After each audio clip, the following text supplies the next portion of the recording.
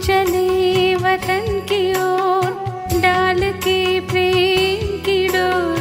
हम चले वतन की ओर डाल के प्रेम की डोर। बाबा खींच रहा है आज सहज ही अपनी।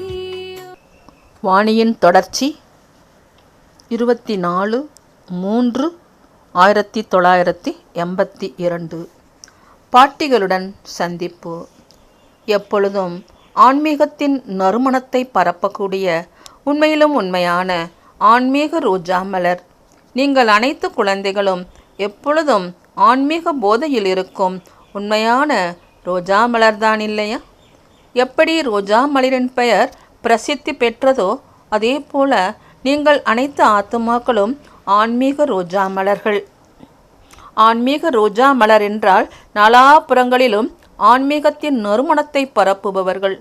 தன்னை அந்த மாதிரி ஆன்மீக ரோஜா மலர் என்று நினைக்கின்றீர்களா? எப்பொழுதும் ஆத்மாவை பார்த்து கொண்டே இருப்பது மற்றும் ஆத்மாக்களின் தந்தையுடன் ஆன்மீக உரையாடல் செய்து கொண்டிருப்பதுதான் ஆன்மீக ரோஜாவின் விசேஷம். எப்பொழுதும் உடலை பார்த்தாலும் ஆத்மாவை பார்க்கும் பாடம் உறுதியாக இருக்கிறது தான் இல்லையா? இந்த மாதிரியே ஆத்மாவை பார்க்கும் பயிற்சியுள்ளவர் ஆன்மீக ரோஜாவின் விசேஷம்.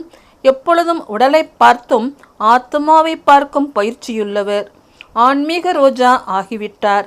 தந்தையின் தோட்டத்தின் விசேஷ மலர் நீங்கள் என்றால் நீங்கள் ஒருவரின் நிலையில் இருப்பவர் என்றால் முதல் எண்ணில் வருபவர். எப்பொழுதும் இந்த லட்சியத்தை வையுங்கள். தீதி அவர்கள் டெல்லியில் நடக்கவிருக்கும் மேளாவின் துவக்க விழா நிகழ்ச்சிக்கு செல்வதற்காக விடைபெற்று கொண்டிருந்தார். அனைவரையும் பறக்க வைப்பதற்காக சென்று கொண்டிருக்கிறீர்கள் தான் இல்லையா? நினைவில் சகயோகத்தில் அனைத்திலும் பறக்க வைப்பதற்காக சென்று கொண்டிருக்கிறீர்கள். பக்கத்து காட்சிகள் இதுவும் டிராமாவில் வைக்கப்பட்டிருக்கிறது. நல்லதுதான். ஆத்மாவே விமானமாகிவிட்டது. எப்படி விமானத்தில் செல்வது வருவது கடினமில்லையோ அதே போல ஆத்மாவே பறக்கும் பறவையாக ஆகிவிட்டது. எனவே போவது வருவது சுலபமாக இருக்கின்றது. கொஞ்ச சமயத்தில் அதிக பாசனை ஒளி கொடுப்பதும் டிராமாவில் கதாநாயக பாத்திரம். அப்படி எப்படி கதாநாயக பாத்திரத்தை செய்வதற்காக சென்று கொண்டிருக்கிறீர்கள். நல்லது. அனைவருக்கும் நினைவு கொடுங்கள். மேலும் எப்பொழுதும் வெற்றி சொரூபத்தின் சுப எண்ணங்களை வைத்து முன்னேறி செல்லுங்கள் என்ற இந்த நினைவு சொரூபமாக ஆக்கி வாருங்கள். இருந்தும் ஓசை டெல்லியிலிருந்து தான் வெளிவரும். அனைவரின் மைக் டெல்லியைத்தான் வந்து அடையும்.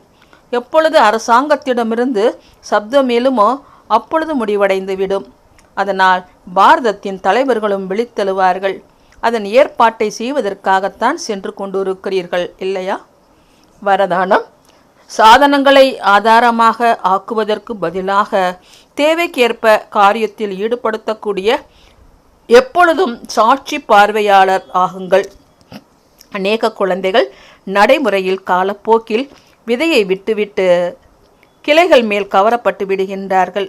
ஏதாவது ஒரு ஆத்மாவை ஆதாரமாக்கி விடுகிறார்கள். மேலும் சிலர் சாதனங்களை ஆதாரமாக்கி கொள்கிறார்கள். ஏனென்றால் விதை வண்ணம் நிரம்பி அழகாக இருப்பதில்லை. விதை வர்ணமயமாக நிரம்பி அழகாக இருப்பதில்லை. மேலும் கிளைகள் இலைகள் ரூபம் மற்றும் வர்ணம் மிக அழகாக இருக்கும். மாயா பொய்யான ஆதாரமே உண்மை என்ற அனுபவம் ஆகிறது. எனவே இப்பொழுது சாக்கார சொரூபத்தில் தந்தையின் துணை மேலும் சாட்சி பார்வை நிலையின் அனுபவத்தை அதிகப்படுத்துங்கள். சாதனங்களை ஆதாரமாக ஆக்காதீர்கள். அதை தேவையான நேரத்தில் மட்டும் காரியத்தில் ஈடுபடுத்துங்கள். ஸ்லோகன்.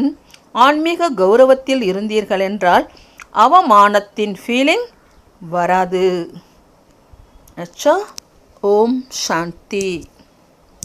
तुम बच्चों को तो सर्विस करनी है जो बाबा कहते हैं सबको ये बताओ कि देखो तुम्हारा एम एंड ऑब्जेक्ट ये है, एक गीता है बगैर, ये राजयोग है नहीं बच्चे हैं। कैसे है राजयोग? बिल्कुल सहज है कि बाप को याद करो तो ये वैसा मिलेगा तुमको। ओम शांति।